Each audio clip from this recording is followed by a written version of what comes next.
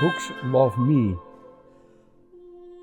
The name of the library is Bibliotheca Philosophica Hermetica, the Library of Hermetic Philosophy.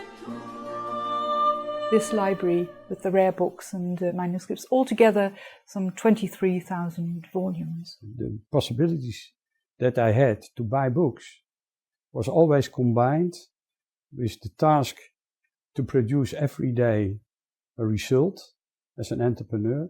So I built a company and I made out of the profits of my company. But it is not so that the books come like birds into the house of treasures of Mr. Ritman. No, you have to make an effort to acquire them. I built a library, I bought books, I brought them together. The books, they are on the shelves. You have to open the information. Suddenly, you come to the point that you are not standing alone any longer.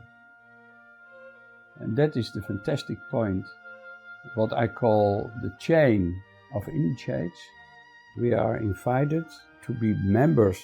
That's what I love most in this library, to see that in every single book in a different way, and a book doesn't stand alone, they stand together. They are like in a continuous conversation with each other, and that's what fascinates me.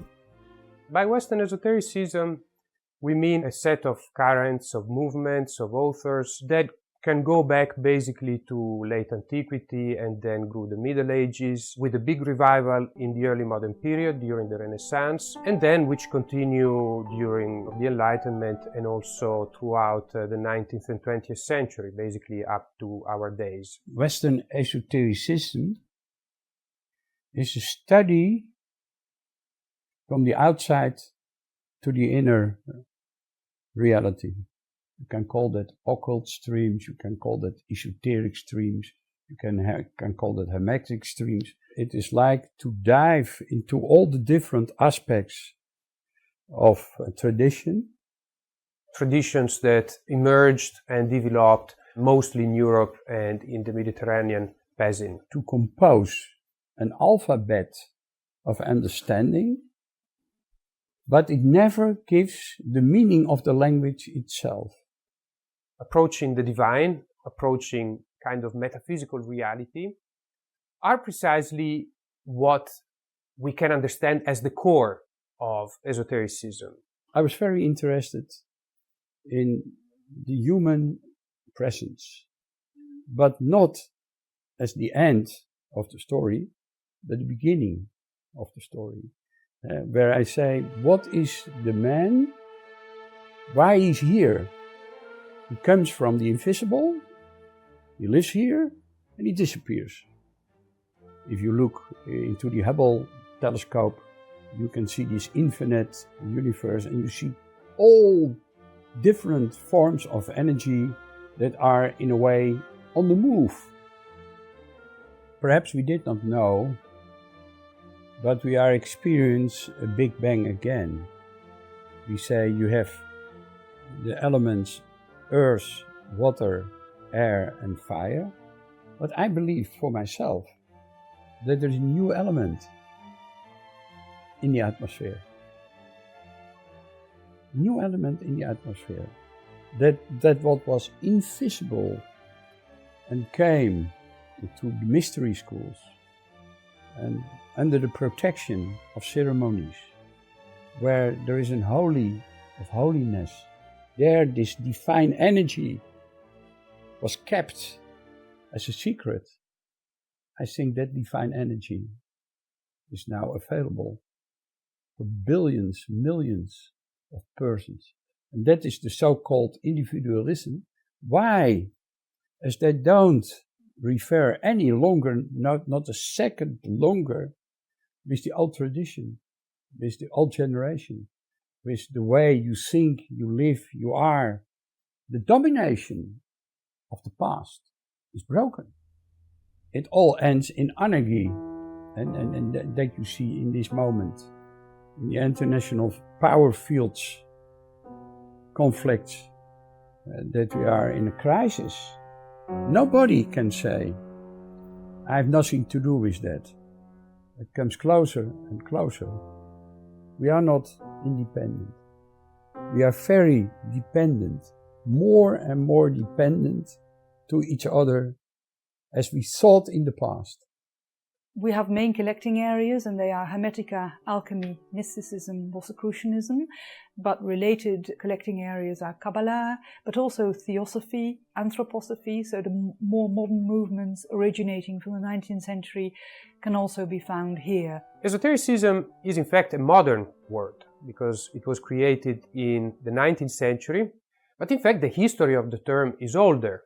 The word comes from the Greek, the ancient Greek esoterikos, which is an adjective, which basically means interior. It means something that is inner, so something that is inside, as opposed to something that is outside. And in ancient Greece, the term was used especially to refer to philosophy, to philosophical schools. For instance, in the case of Plato, in the case of Aristotle, the idea was that there was a particular teaching that was meant for a broader public, and then there was a more restricted kind of teaching, and that teaching would be reserved only for a particular elite. So you really needed to be a pupil.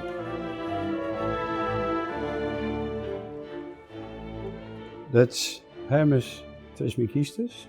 That's called Filius Noster. And here you see the sun, the moon, and coming together brings forward Hermes Trismegistus. He is having the Caduceus, and that is the symbol of initiate, the mercury, the globe, an attribute of power. The texts of Hermes Trismegistus are written down already in the pyramid of Saqqara in Egypt. We have an exhibition on Hermes Trismegistus and the visual imagery connected with Hermes. A very colourful exhibition that shows you the roots of Hermes Trismegistus. He is part Egyptian, part Greek. He is the Egyptian god Thoth and the Greek Hermes, and these two combined were Hermes Trismegistus. This is a beautiful image of Hermes Trismegistus. It's a reproduction from a mosaic in Siena. He is a wisdom teacher, a sage who presents to the Egyptians the laws and the letters. Originally, the distinction perhaps did not have much to do with spirituality. Later on, this idea was connected to the ancient mystery cults, like Dionysianism or the mysteries of Eleusis, and therefore a more spiritual meaning was attached to the word. And it was thought that in fact an esoteric teaching had to do with something that was religious, something that was spiritual. So it had to do, for instance, with the destiny of man after death. That is basically the origin of the modern concept of esotericism. This is one of the most important books in our library, a book by Hermes Trismegistus, the name giver of the library, of course, Hermes. And we collect all the editions of his philosophical works. We call it now the Corpus Hermeticum. In the older days it was called Pimander, after the pupil that is instructed by the philosopher Hermes.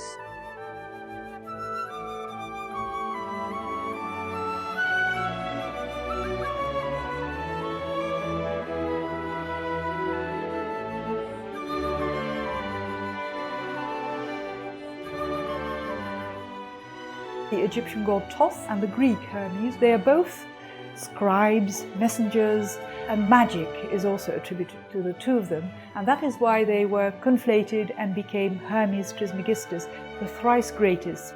Classical culture becomes less prominent during the Middle Ages. Greek culture was sort of forgotten, but then it comes back in the Renaissance. One of the treasures of the library, and that is the Corpus Hermeticum of Hermes Trismegistus on vellum.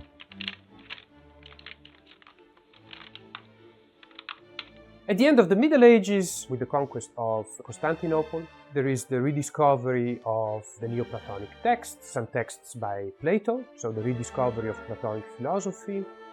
but also the rediscovery of the Hermetic texts, which played really a key role in the revival of what we call esoteric ideas, especially in Italy, in Florence, more particularly with Cosimo de' Medici and then Lorenzo il Magnifico, of course, with scholars such as Marsilio Ficino, Pico della Mirandola. It all starts in Italy, but then it spread all around Europe.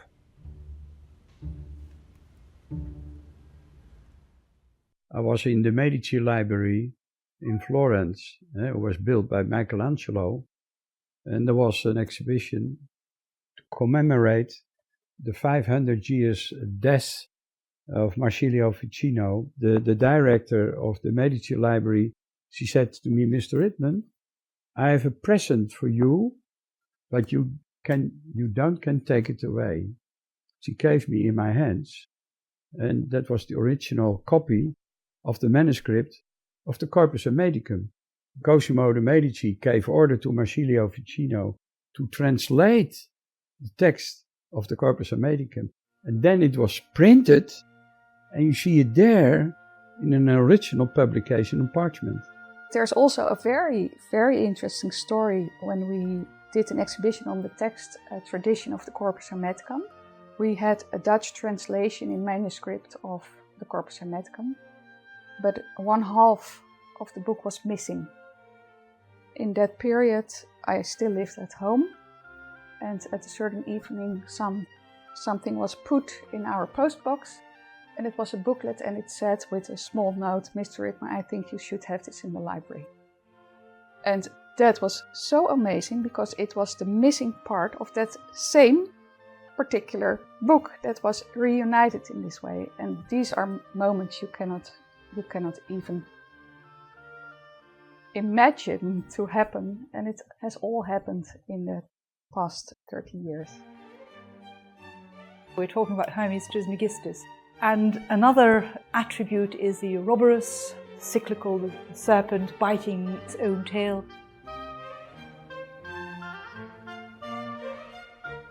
And to end with the staff of Hermes, and there's a beautiful picture at the end, an engraving which captures all three. You have the Greek Hermes on top, in the middle it's the hieroglyphs, the Egyptian Thoth, and here you have Hermes Trismegistus in oriental garb, the wise sage, the wisdom teacher. All three are here combined in this engraving from the late 18th century.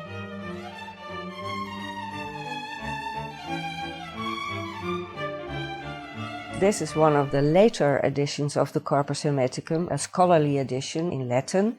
In other languages, such as Italian, Dutch, English, there are also editions of the Corpus Hermeticum. All the books were very often rebound, and not only once, but maybe 4 or 5 times. And every time a new binding was put around the book, the binder cut the paper nice and sharp, but we lose a bit of text then. This is the first time the texts of Hermes were translated into German, and as you can see, that was rather late. It's 1706. Of course, everybody could read Latin in those days, so they kept printing the Latin edition. An illustration like this, of course, has to do with the book. It refers to the Emerald Table, also a text ascribed to Hermes, and it says, "So above, so below." The macrocosmos, the world above the world of the gods, and the microcosmos, the world of man. This Corpus Hermeticum is also having the Tabula Smaragdina. This is a beautiful engraving from the early 17th century called the Tabula Smaragdina, and one of the most pregnant phrases from this very brief text, Emerald Tablet of Hermes, is "That which is above is like that which is below," and it just tells you all about the intimate connection between the macrocosm and the microcosm. In this period of time, many persons are coming to an idea that there is something hidden behind the curtain of visible life. A hidden meaning that has to be found, a hidden meaning that has been handed down in the form of a tradition, or a hidden meaning that can be discovered through particular experiences of revelation, of contact with the divine dimension, with God, or also with nature, for instance, a mystical experience of fusion with nature. Let's climb the mountain. Let's try to reach the top. Or let's go deep in the earth. But what you find out at the end of the story, you only find at a certain moment some persons who climb to the top. Some persons who dive so deep in the mystery. This hidden meaning can be found in different ways, in different places. It can be found in a text, for instance, the Bible, but also all other sacred texts. It can also be found in the Quran, if we think about Islam. But it can also be found in nature, an idea that has been widespread since the Middle Ages. God is speaking to us not only through the textual revelation of the Bible, but also through nature. When we have a contact with the natural realm, we can read symbols, we can read signs, and through a particular hermeneutical ability, which is the ability to interpret these signs and these symbols, we can understand the hidden message. So we can understand what God is trying to tell us. So the only thing is to open the curtain. And then you come in a landscape of inner reality. But that will not say that you reach your goal. The man who climbed to the top and the man who was diving into the water and to find that hermetic pearl, the fantastic thing is that he brought it in a visible frame, that everybody could touch it, the experience, that everybody could receive that experience. And that is so, I would say, so mysterious. Gradually, Hermes Trismegistus becomes really associated with alchemy, and he becomes the father of all philosophers, and the practitioners of alchemy become known as the sons of Hermes, Filii Hermeti. So there's a very close bond between Hermes and alchemy. In this library, on these shelves, you find alchemy, you find Hermetica, and the two are very much related. Hermes is, so to speak, the patron saint of alchemy. In the 16th and 17th centuries, people who performed alchemy, alchemists, were known as the sons of Hermes. So there is a very close connection between alchemy and Hermes. You don't find many alchemical symbols painted. This is one of the great moments also in my interest as an art collector. It shows the triumph of alchemy, a triumphal chariot with Basil Valentine. As it has never been reproduced and never been looked at by scholars. This little painting is probably unique in the history of alchemical imagery. A lady who is the negative side of alchemy tries to attract, I would say, the pseudo-alchemists. All the real adepts were taking the secret of the keys of Basil Valentine to the real process of alchemy. I only recognized it because I was looking in an old book and there it was redrawn, and I thought I recognized this drawing. This is the picture that Mr. Ritman has hanging on his wall for 20 years. And then I took a closer look and found out what an extremely rare piece we have here.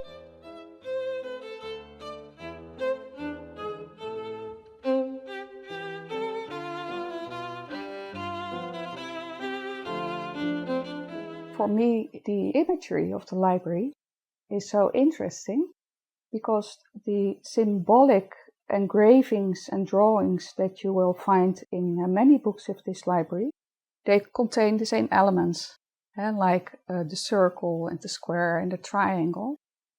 And their meaning is in fact universal, but there's endless way that these symbols can be applied, whether in the work of a Christian Kabbalist or in the works of a mystic like Jacob Boehme or a Christian Hermetic thinker as Robert Flatt. I was always very curious. I was never satisfied with explanations. I said to myself, let me go and look to the reality of things. And therefore, I knew that I was a spark between the invisible, life as a spark, and then disappear again. Mr. Ritman disappeared. So I asked myself, when I am only a spark, a light flash in a moment, why I should not build a library of awareness, of research. I started this library with the Hermetic science. The Hermetic science is a science of all awareness. I am convinced with the Hermetic tradition you come into contact with not only with people but also with religions, with mystery schools, with initiates. And for me, the mystery schools around the world, they connected the master plan with the flow of human awareness through, I would say, the millenniums. This millennium gives a completely different paradigm of references. That what we saw so far in the last 5,000 years, different developments of religion, different developments of spirituality. But now it comes together in one global goal, and that's for me Gnosis. Gnosis. Hermetism and Gnosticism, they have the same roots in all the stories, in all the religions of the world.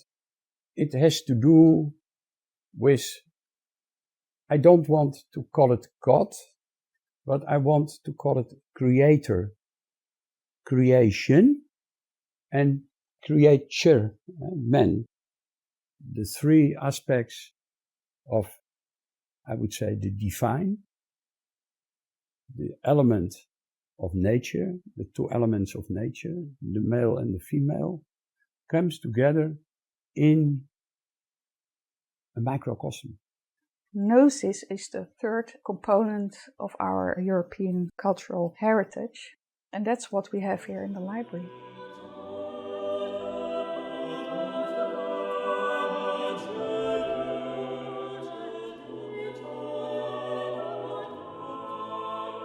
Gnosticism, they speak about light and darkness. The point in Hermetism is that they don't reject the Gnostic approach of life, but they say it is the task of a human being through experience, through daily experience in your life, where you meet positive and negative influences, to come to the point that they are always going together, that they have a meaning. If you don't see that this library has a meaning, if you don't see that the last 12,000 years are also a reflection of the waves of life, if you don't see that, then we don't come to a point of concentration. And so this library is a point of concentration.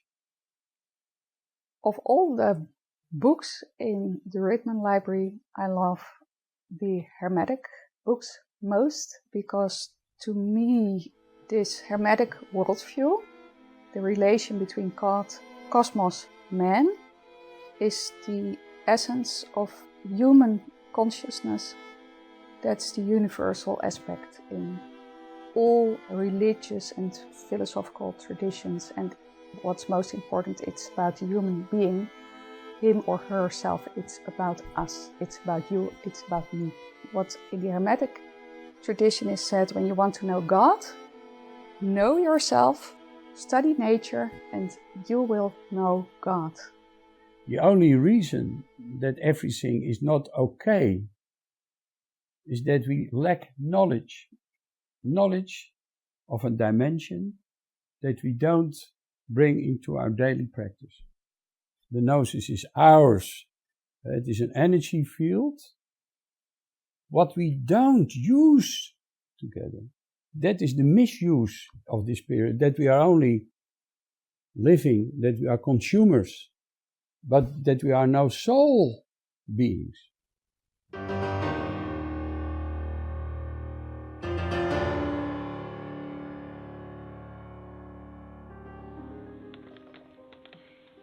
Kabbalah, Jewish forms of mysticism and esotericism, begin in the late Middle Ages, especially in the south of France, and also in those areas that were kind of crossroad between Islamic, Christian, and Jewish culture, especially in Spain.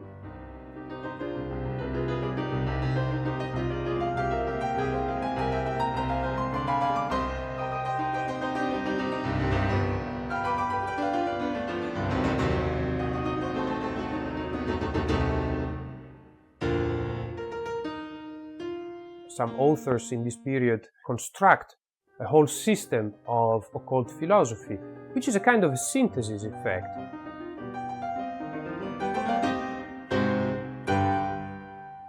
Heinrich Cornelius Agrippa, for instance, writes a famous work called the Occulta Philosophia, where he tries to bring together all these ideas. So Christian Kabbalah, magic, astrology, alchemy, trying to make a kind of consistent vision of the world based on this occult wisdom. Occultists were opposing some of what they perceived to be kind of negative aspects of both science and religion. In terms of science, the biggest problem was, of course, materialism. The idea that the universe is constructed only on the basis of matter, that there is no space for spirituality, for the spiritual aspects of reality. When it came to religion, the biggest problems that was felt was seen in the presence of dogmatism. The idea that in fact established churches had sort of become petrified in their message, so they had lost some of the living spirit that was there when they had been created, when they had been founded. I don't want to say that I have nothing with magic and that I have nothing with the occult. They are very important magicians. But for me, that's not enough. It was not so important to look at myself, but to look to nature, to look to the cosmos as a fantastic development of life waves, and to see the universe as an infinite laboratory.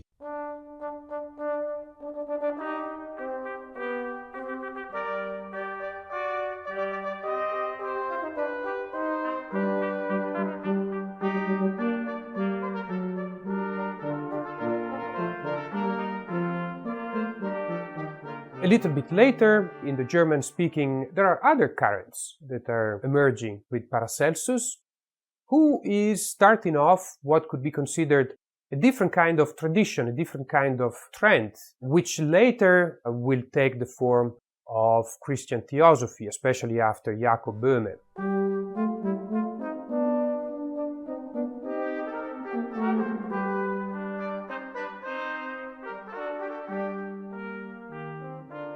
One of the great names of alchemy and medicine is, of course, Paracelsus, who was born in Switzerland and who was known as Trismegistus Germanus, the German Hermes, because he really believed in that Christian Hermetic world picture and also believed that you could use minerals to cure people, to heal and perfect nature.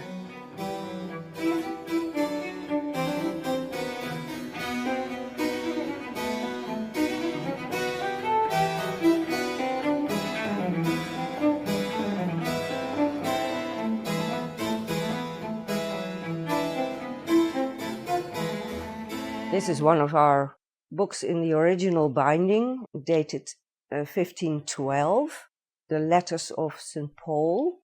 This is a text of the Bible. A Bible text is not a heretic text, of course, but in the commentaries we find these pasted in pieces of paper. That makes it very interesting, because old printed books, 2 copies are never the same. That is very well illustrated.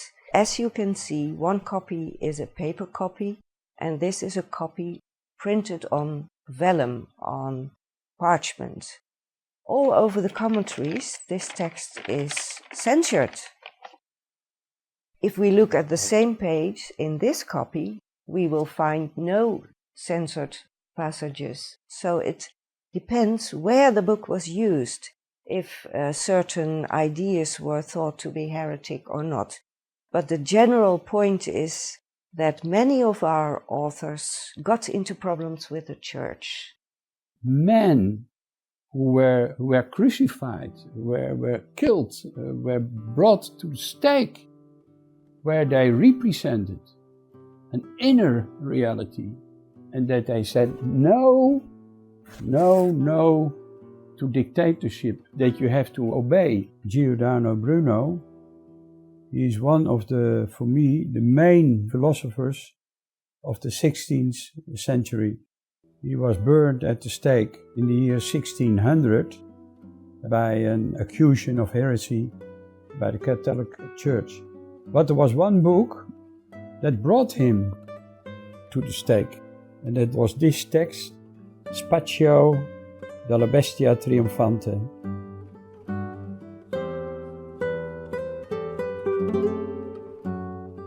In a way, it was a dialogue to break the walls of the scholastic approach of the Church, that the earth is in the center of the universe. But he said, no, the universe is infinite, so there is no center. There is no center in the universe.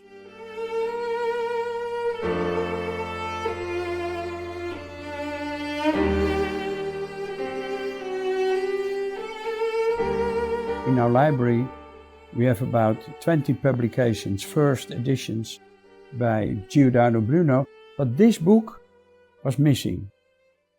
I was in Venice, and I was there with a conference, Save Venice, the water flood of Venice, and I was there with many international visitors, but in a special forum, people that were interested in books.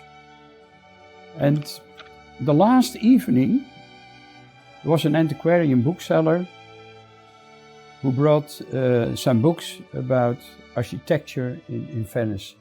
And suddenly it came with me to my mind to ask, do you have copies of Giordano Bruno? And he said, yes, Mr. Ritman, I have 2. I have the Umbris Idearum, and I have the Spazio della Bestia Trionfante. And it was so nice that Bruno was taken prisoner in Venice. I felt myself very close to Giordano Bruno, and then to acquire a book in the city where he was taken prisoner was very moving for me. And in Rome was the commemoration of 400 years death of Giordano Bruno. Me was given a compliment by the Minister of Culture to bring treasures also to Rome of Giordano Bruno. He was burned at the stake at the flower market in Rome, Campo di Fiori, and now you are here in the Canal of the Flowers in Amsterdam. My relationship with Giordano Bruno is very close.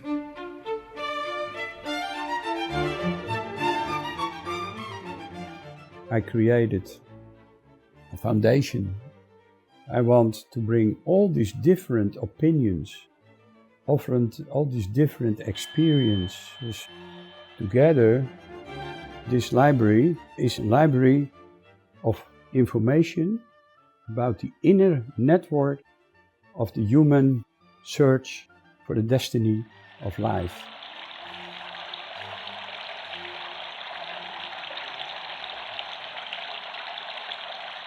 That new energy, you can call it Aquarius, or heavenly water, that comes to the earth and will clean up many dark things or things that are crystallized, etc. Life is always on the move, like a river that floats through a landscape, but it brings energy, it brings the mineral life, vegetable life, the biological life.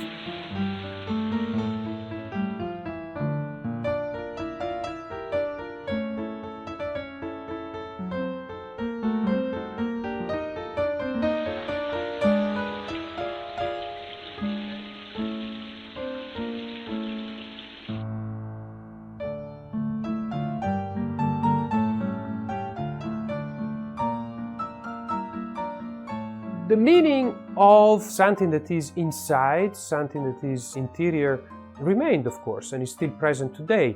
And in fact, most people, when they are using the term esotericism, are probably using it precisely with this meaning. So referring to a religious message that goes beyond what is visible in the literal form of a sacred text, for instance. You could see that there is a story in the Bible, and you could wonder whether the story that is being told is the only message that is there. And ask yourself whether perhaps there is a kind of hidden meaning, a hidden story.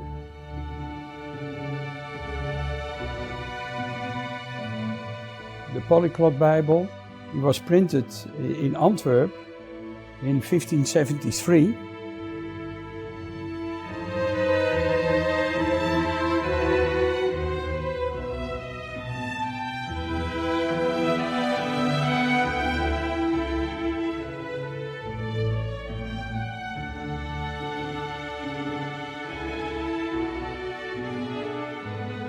It's a Catholic Bible, the so-called polyglot edition of the Bible. That means that all the languages in which the Bible manuscripts were originally found are reproduced here together. Hebraic, Chaldaic, Greek and Latin, so 4 languages. It is an example of book illumination of the highest quality that you can find in the world. All the illustrations are hand-colored. When the book left the press, the illustrations were just black and white. I love rare books, old books, because the paper is still as if it was produced yesterday. It's paper that is made by hand, but this old paper that will last for ages. That makes me happy.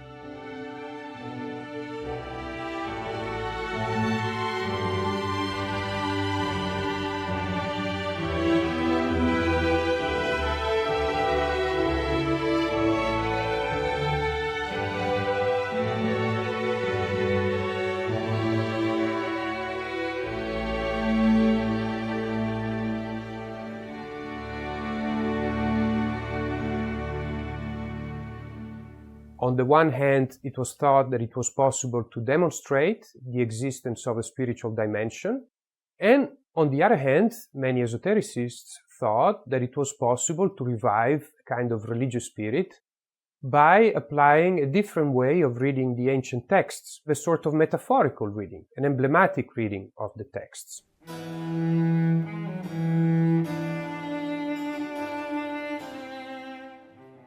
In the 19th century, I think also actually in Theosophy, was a very pregnant symbol. The Renaissance, of course, was a time of great open-mindedness and intense curiosity about other religions, about what moved other people. And this is a wonderful image, actually in a manuscript of 1575.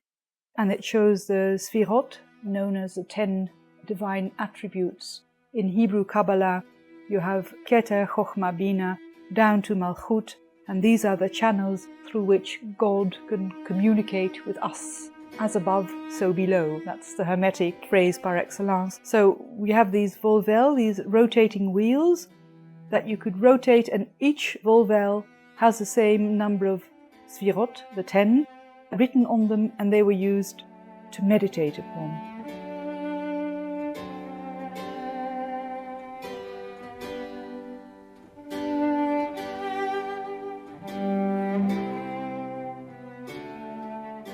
Alchemy is the book of nature. Alchemy really is an exciting subject, fascinating, and it continues to fascinate today. My fascination for alchemy is that it is a process of change.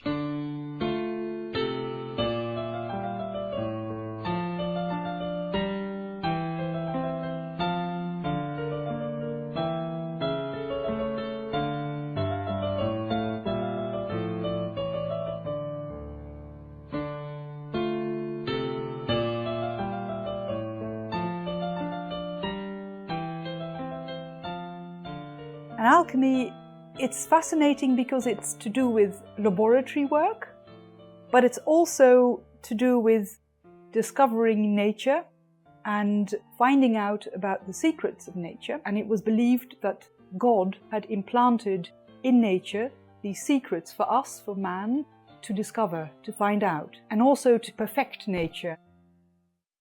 And this is also very nice.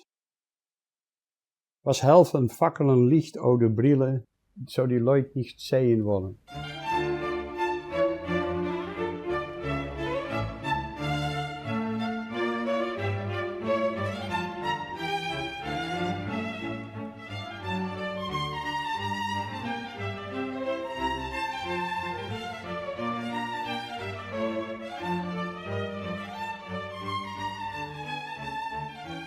I have a principle that I say that the divine spark is within you. That divine spark has to become a flame of awareness. And what that flame should produce is fire. Fire. And that fire is your heritage. So, spark, flame, fire. And that fire, that produces this fifth element. What the people at CERN are doing now is what the scientists, the alchemists in the 17th century were doing also. They were working in the laboratory and they were exploring nature. You see an interior of an alchemist.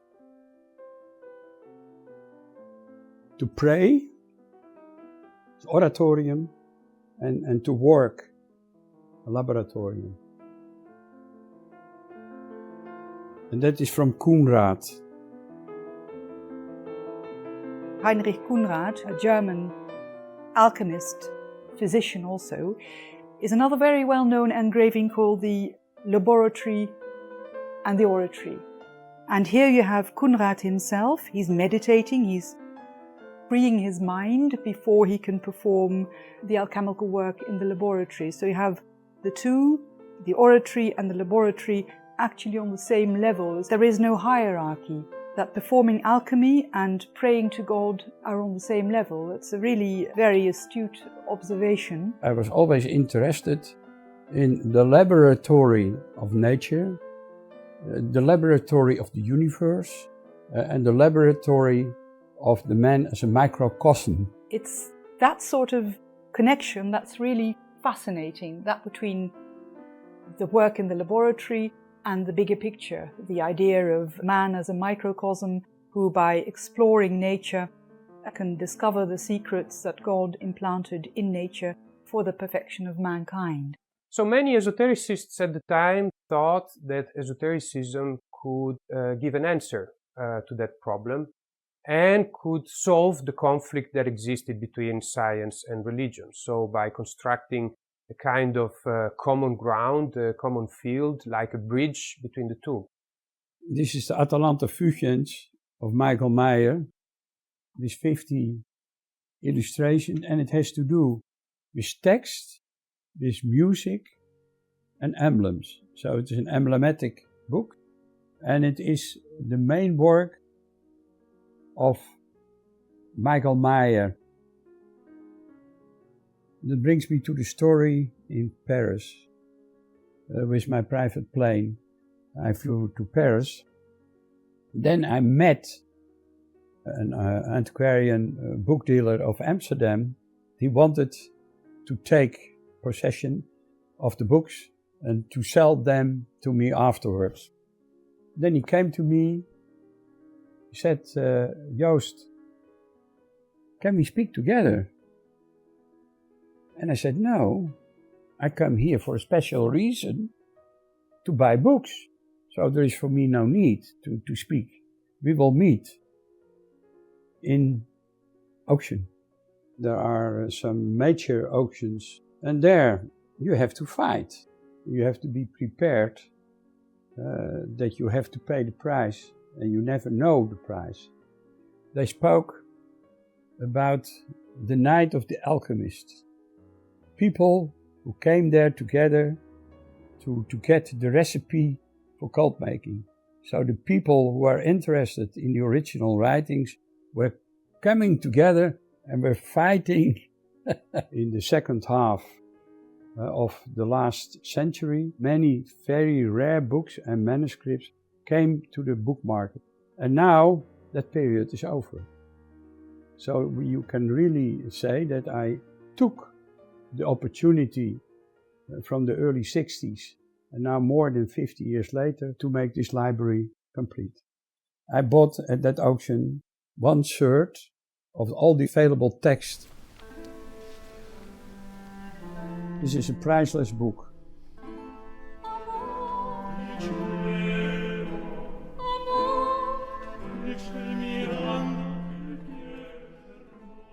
And the mystery of alchemy. Here is a farmer. He is giving the seed to the land. But these are not normal seeds, that are cult seeds. The real alchemist brings the seed of cult making to the earth. There is a seed, and you have to put that in the inner center of your awareness, that seed. And at that moment that you have went through the experience, you see that that seed starts to grow and to flourish in a different dimension.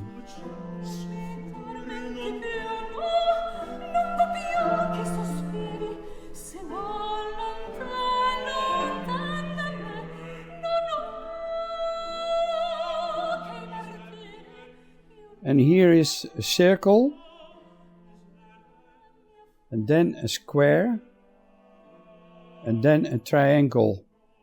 And out of the circle, the square and the triangle compose a man and a woman. And there you have the two elements in alchemy. The male and the female come together to create the stone of the Wijzes.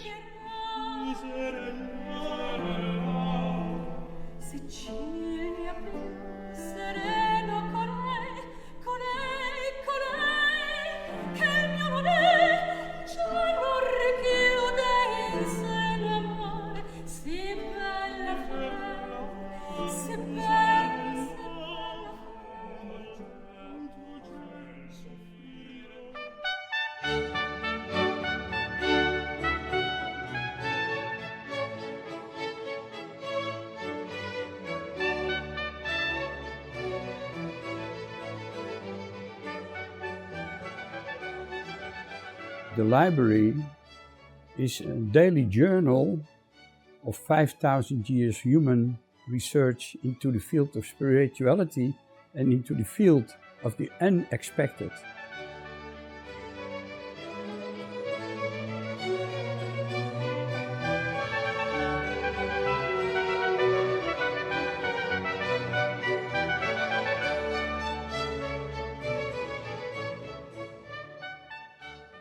In alchemy, they speak about 3 principles.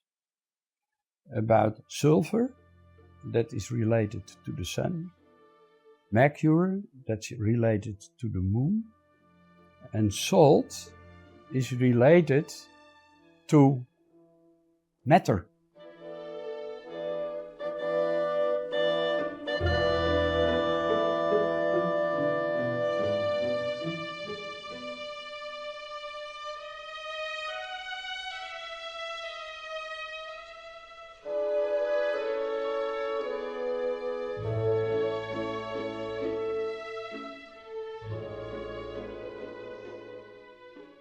The engravings that they contain have been produced in the same house. It was the engraver Merian, who was working in Oppenheim.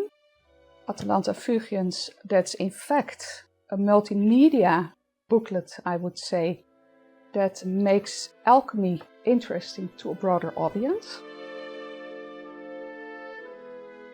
There have also been moments, for example, very beautiful hand-colored edition of the Atalanta Fugiens was offered to him, and a colleague and friend of his said, "Okay, Joost, you have so much, please let me buy this one." And he's still sorry that at that moment he didn't go for it.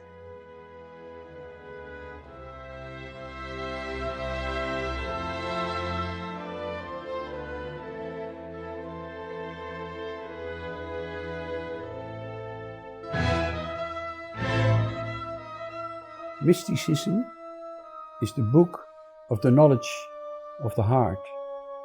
The knowledge of the heart goes deeper as the awareness of the eyes. Also, Christian Theosophy is very important, which has its roots in the 17th century already, and even earlier with Paracelsus, and then later with Jacob Boehme. And for me, the most precious book in mysticism is the Aurora of Jacob Boehme.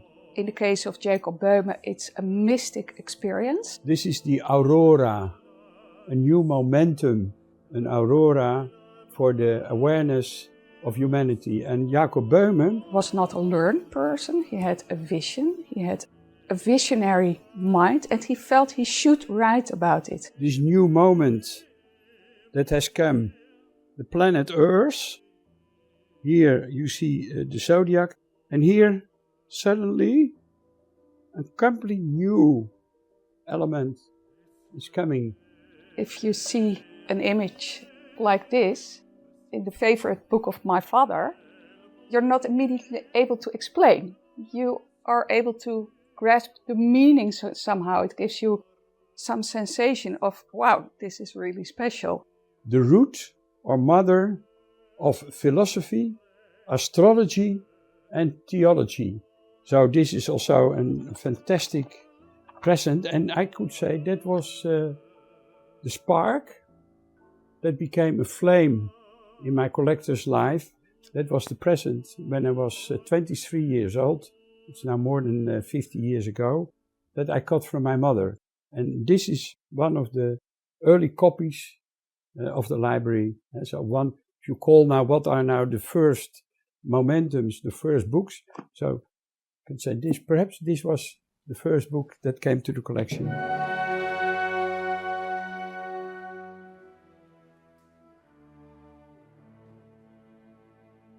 I do discoveries all the time.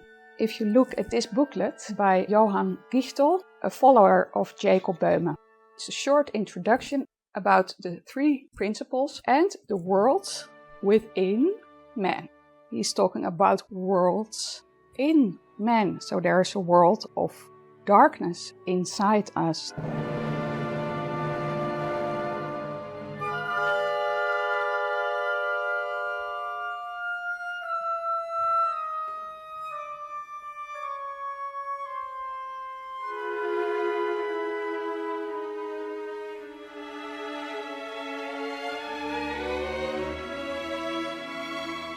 The fascination that I personally have always had is the fascination for the imagery of the library. Of course, I've grown up in the world of ideas. A lot of the content of these books is visionary.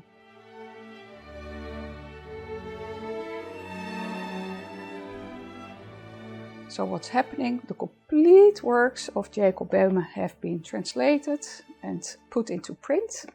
And what you see, that there's again an artist who feels compelled to visualize. Here is our sun, and here's the moon, and here's the earth. So there you have already a macrocosmic reality. The abstract world of the macrocosm, and the way the macrocosm, the divine worlds, unfolds itself and becomes visible in the cosmos.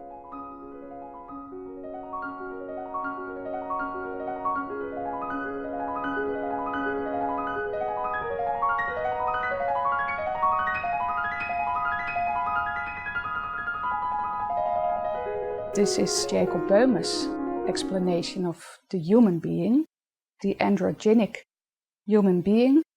The human being has many instruments to understand his place in creation. He uses his senses, he uses his reason, and he has even got an astral mind, so he's able to understand abstract principles. Our eyes open up and then we see what's there. This is the symbol for the Holy Trinity with the fiat in the end and also probably in the beginning, Jehovah.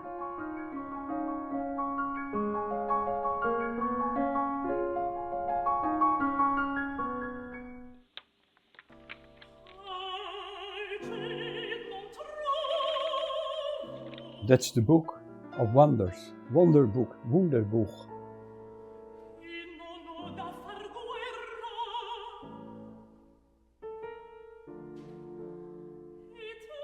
Sophia, the mother of wisdom.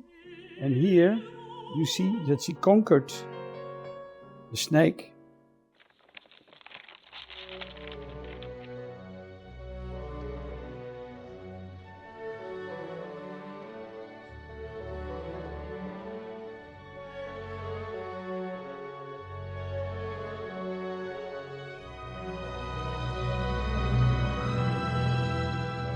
At the beginning of the 17th century, we have the outbreak of the 30-year war, which is going to change really Europe, which is going to have very serious consequences politically and historically. In the historical climate right before the outbreak of this war, that Rosicrucianism begins. It started with my father just knocking on the door of Aquarian bookseller, asking, I want to buy the Fama Fraternitatis, and he started to laugh and said, okay, I'm looking for that all my life as well. So what do you think? It's a German affair, so to speak, because it originated in Tübingen in 1614, where the first Rosicrucian manifesto was written, actually.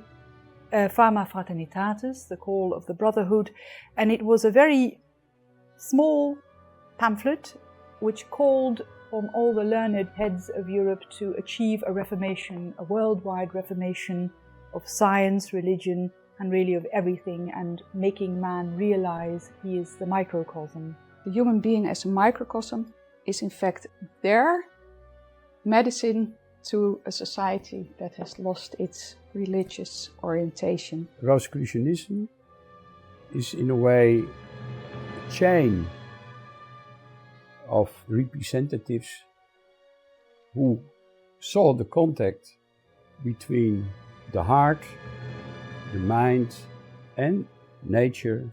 The Rosicrucians were followers of Paracelsus. Paracelsus is actually one of the only people in the Fama Fraternitatis who is mentioned by name. The people behind the Fama Fraternitatis were dedicated physicians, they were Paracelsians, and they produced this pamphlet to inspire people to bring about a real reformation. The manifestos are only 3 books, some hundreds of pages. The Fama Fraternitatis in that sense is also a very ethical little pamphlet.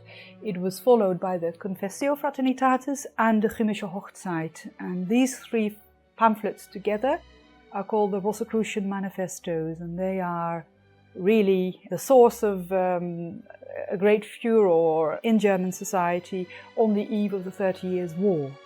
In the very first lines of Fama Fraternitatis it is said, "Now, after all we have learned and all gifts and grace that God has bestowed on us, it's now time to understand why we are a microcosm." But it's a wonderful story, that of Christian Rosenkreuz, who travels to the Orient, who collects all kinds of magical, alchemical, Kabbalistic knowledge, takes it with him back to Europe and presents it to the learned heads of Europe who don't want to know. There are traditions related to alchemy, to astrology, and also very much to magic that are still present in the Middle Ages and that are being kept alive in the territories that are controlled by the Arabs. On his journeys, Christian Rosenkreuz, the protagonist of the Fama Fraternitatis, also visited Fez, a city in Morocco, and it's been established recently that the rules of the Brotherhood, 4 of them, are actually based on those of a Sufi community in Fez. So it's really remarkable that it's presented as a magical tale, almost, but of course, like magic, it also has its roots in reality. And so what the Fama Fraternitatis urged was a reformation. Also, because they were Paracelsians and therefore physicians, they also urged their colleagues to cure people for free. The Arabs played a key role in transmitting the Greek culture by translating philosophical treatises into Arabic and then from Arabic into Latin. But if you look to the tradition of Rosicrucianism, there are hundreds, thousands of persons who are interested to know about Rosicrucianism. This is a watercolor drawing. It's the original illustration in the book of Manly Pirol, The Secret Teachings of All Ages. And what we see here is a very important moment in the Fama Fraternitatis, where one of the brothers, who is architect, he wants to improve something in the building, and he sees a small nail in the wall and he thinks, I should tear that out. And when he does, he finds a door. And when they carefully take everything away and open the door, they find the grave of Christian Rosenkreuz, the founder of the Rosicrucian Brotherhood, their father-brother, as they call him. And on his grave, they find a copper plate, this Minitus Mundi, all the knowledge and the secret of the Rosicrucians. The man, he is a Minitum Mundi, a little world, a microcosm, to come to the question, what is the reason behind that?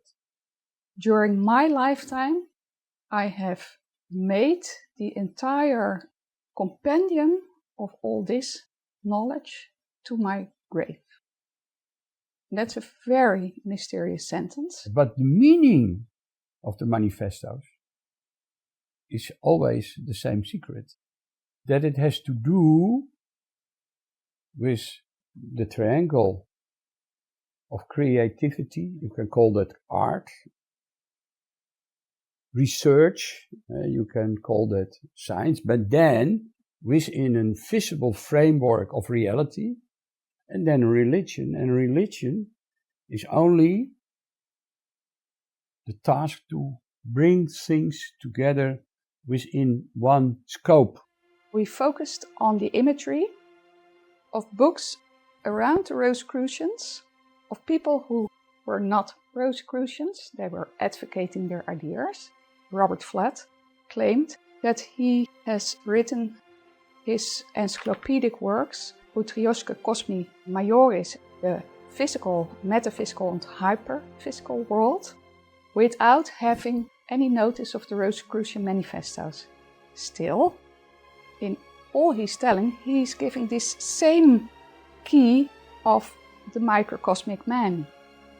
And the microcosm has, for me, the promise, if you go through the process of experience, you can be in a direct connection with the Creator.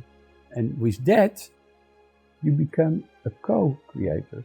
And that is for me the message of my library. I'm only a co-creator. We can produce nectar like a bee to behave. And that nectar is the food for, I would say, human awareness. A beautiful engraving of Robert Flood, also made by Merian, of the human mind. Man has an inner awareness connected to the world of the senses, to the world of the imagination, to the divine reality, and there's also the world of memory. A perfect man is aware that life in itself is not something that you can put like a picture or painting within a frame. There is no frame for life. There is no limit to human existence. There's one element that connects all these worlds, and that's the human soul. All the impressions that we obtain through our senses also give us an image, a sensation. We can connect all we see and smell to our imagination. But our imagination is also, again, a tool of the soul, because when we imagine us to be a bird, as it is said in the Corpus Hermeticum, we are already there, high in the sky. And the human being is, with his imagination, can grasp some meaning of being of the divine world. And that's what is shown here. So with our ratio, our intellect and our spirit, we can enter the divine world.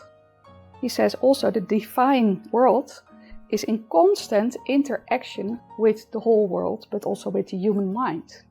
So it works both ways.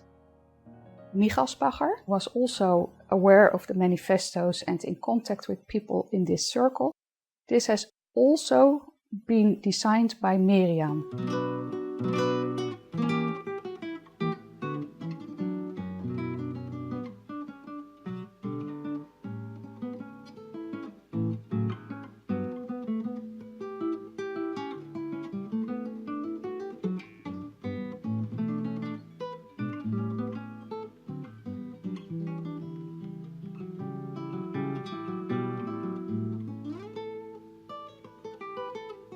They follow the tradition of human research.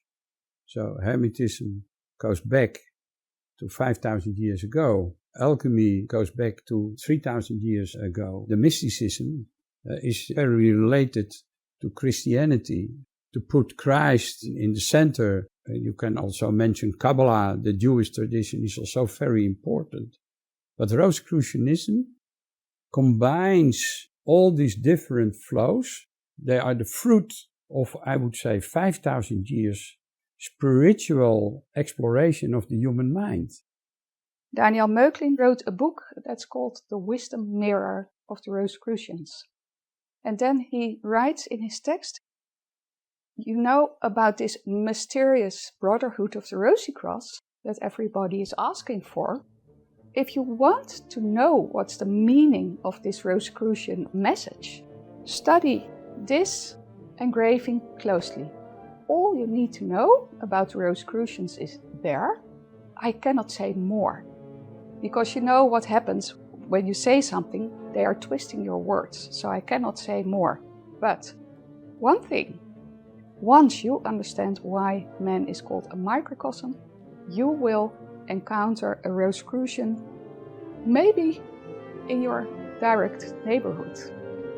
So what he is saying there, that the imagery he uses, it's a tool that's more accurate and pure than any words he could express in his book. This is a copy of the Geheime Figuren. It was printed in the late 18th century, but it returns to the sources of the 16th and 17th centuries.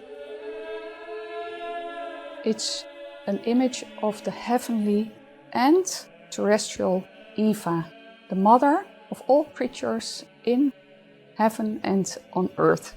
Lady Sophia, or the Virgin Sophia.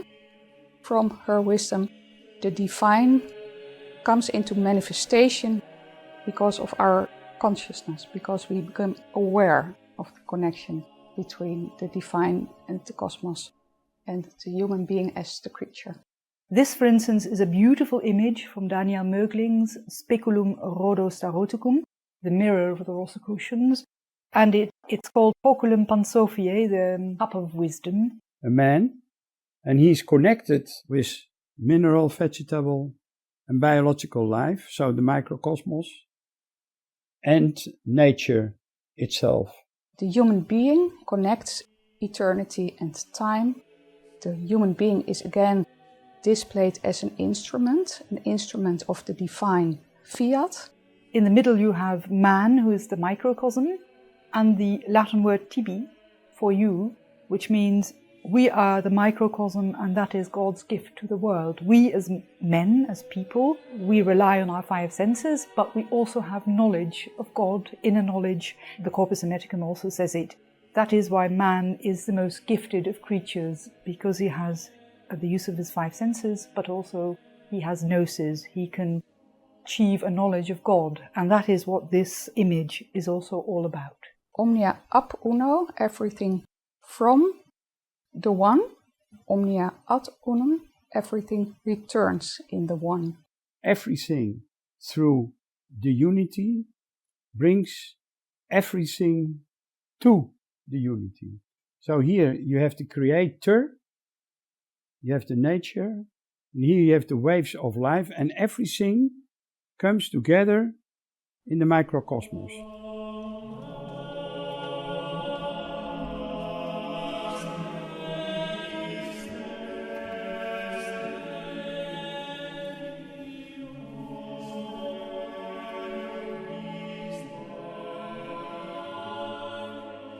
The phenomenon of Western esotericism can be characterized by the fact that in most historical periods it seems to be at odds with mainstream religious thinking, and then later, especially starting with the scientific revolution and with the period of the Enlightenment, also with scientific and rational thinking.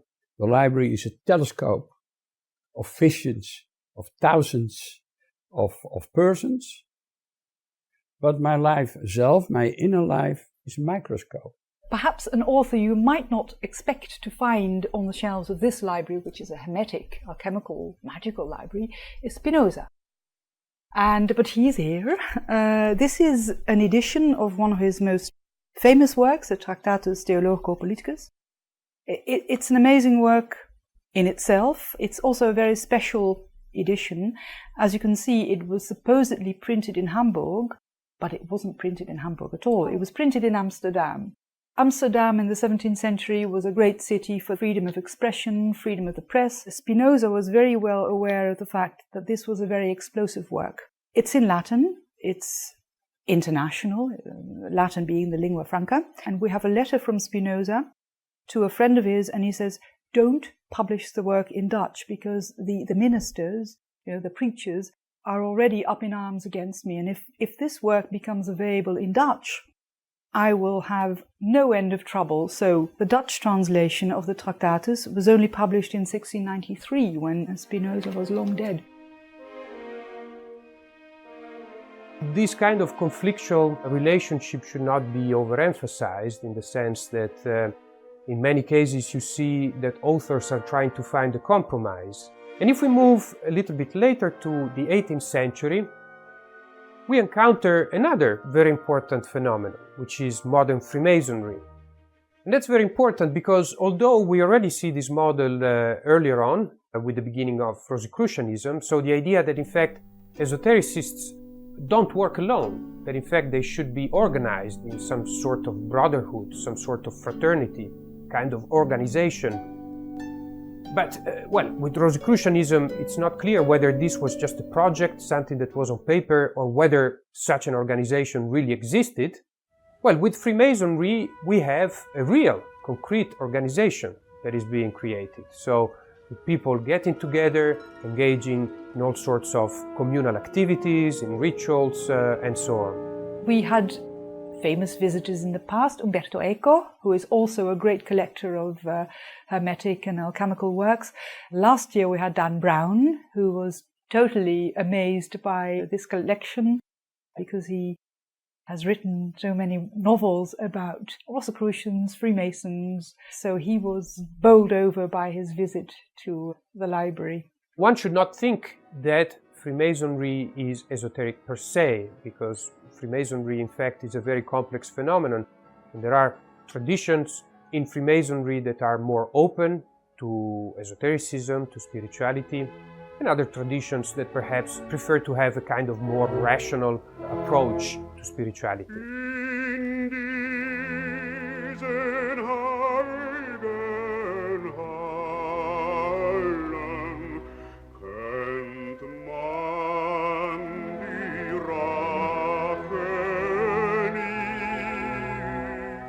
The microcosmos is a spark of the Big Bang. In the Big Bang is God's particle in creation.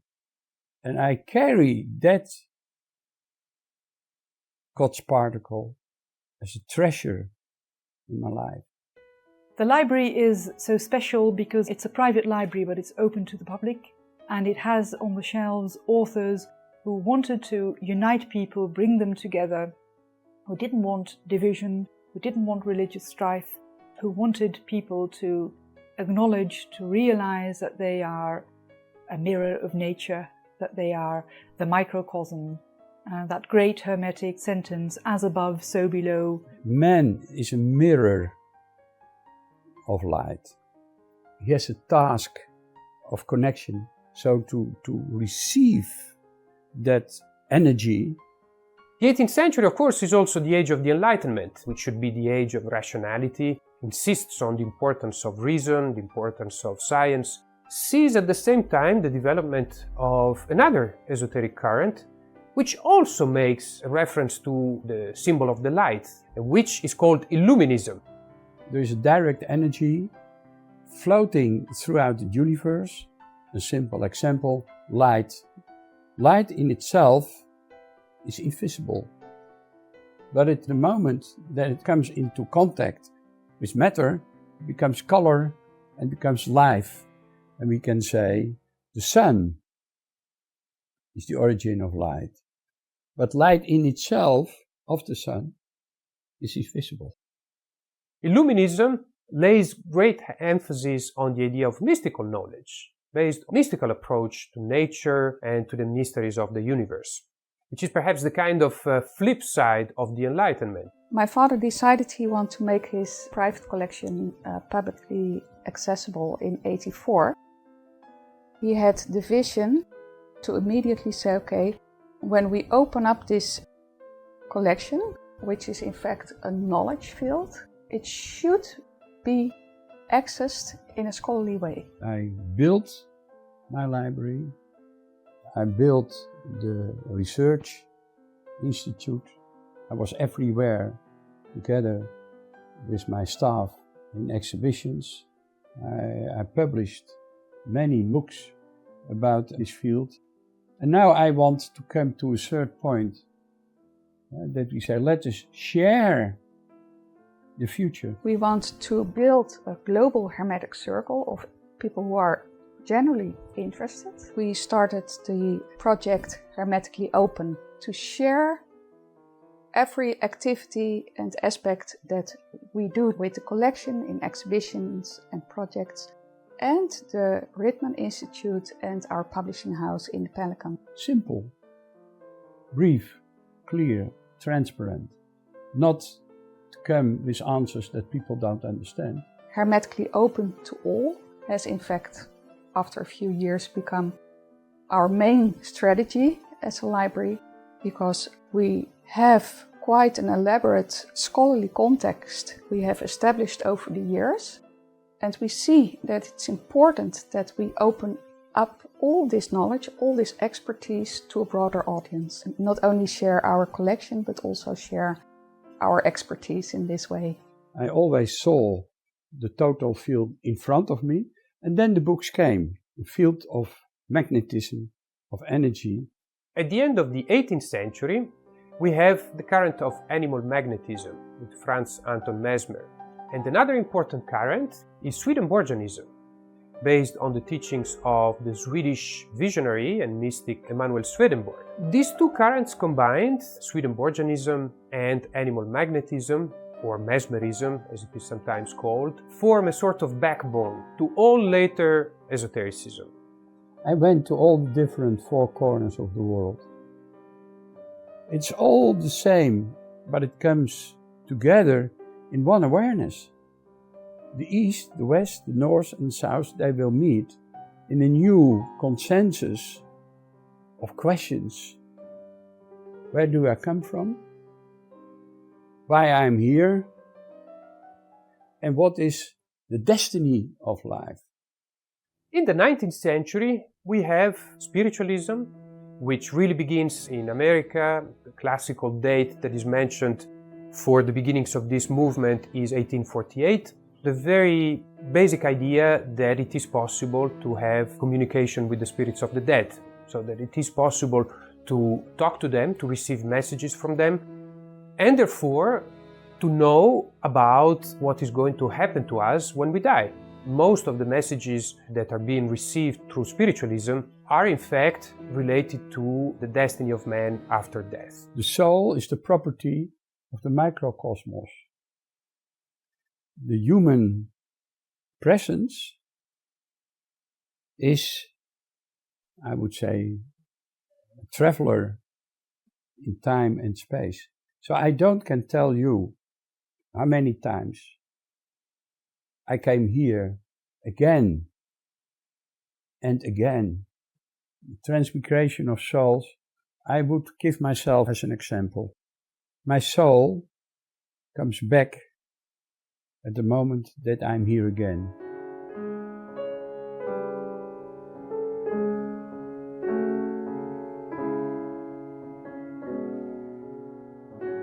We try to collect the first editions of, for instance, Madame Blavatsky's works.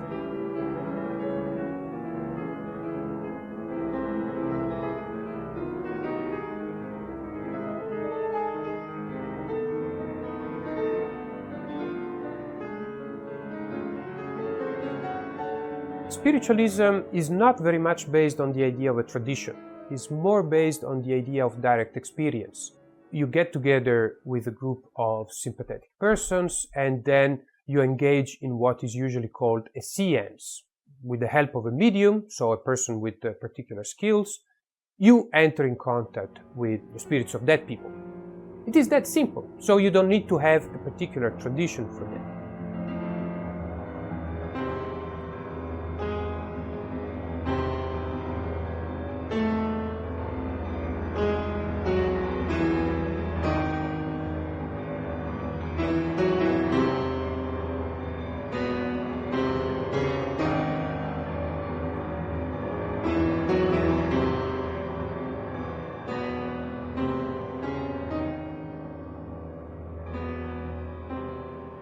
Occultism really begins around the same time as spiritualism, mid-19th century. There is a kind of hidden spiritual wisdom that has been handed down by a particular series of masters, of adepts, of initiates that are going to keep alive the flame of this wisdom. In this sense, it is similar to older forms of esotericism.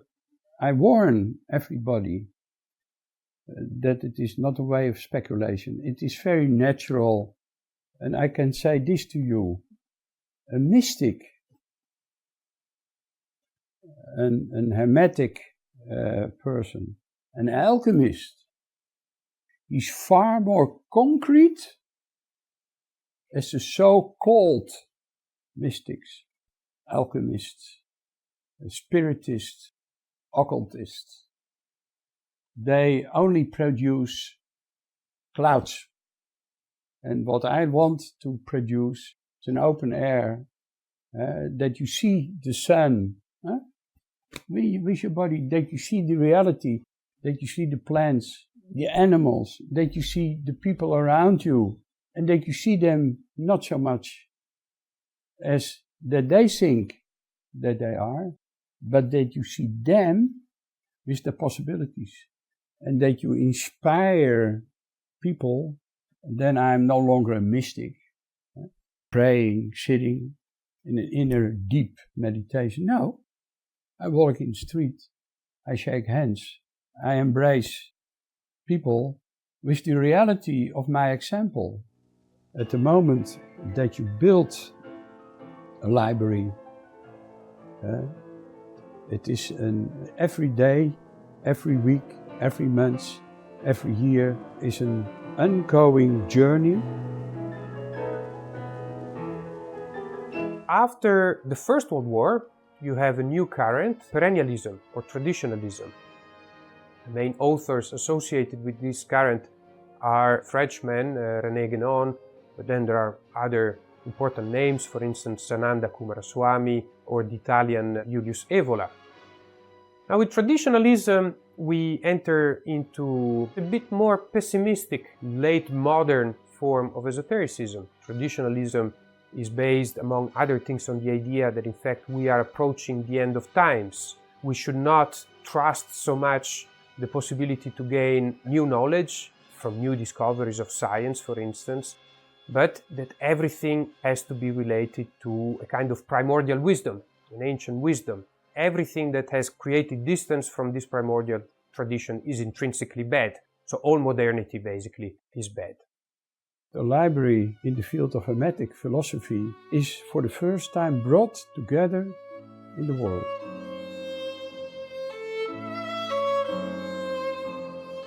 I wanted to be complete with this field. Complete. It took me about 50 years to be complete, and I can say we have an unbelievable richness also in manuscripts and in incurables, and also in modern prints. The fascination of a collector is that a library is never really complete. After the Second World War, we have the emergence of other currents, for instance, neo-paganism, especially in the Anglo-American world, with the creation of particular groups like Wicca, for instance, that is very important. But then we have, especially starting from the 60s, also other forms of esotericism that start to develop. For instance, the New Age. Now, the New Age has been perceived by observers, by scholars sometimes also, as a kind of popularized form of esotericism, perhaps a commercial aspect. Some people think that it's a kind of degeneration also of esotericism. You have the phenomenon of the bestseller, what are in fact esoteric ideas, but to a very, very large public. I love rare books because each one of them is different, whether it's the binding, the contents, someone has inscribed his thoughts in them. You share the ownership with the people who had these books in their hands and gave it to the next generation. Owners have come and gone. Each rare book is different. It's a character of its own. It's not a library that went from hand to hand, but the 30,000 books, they came from thousands of other owners, but they were always kept as a treasure. Look to the splendor of this book.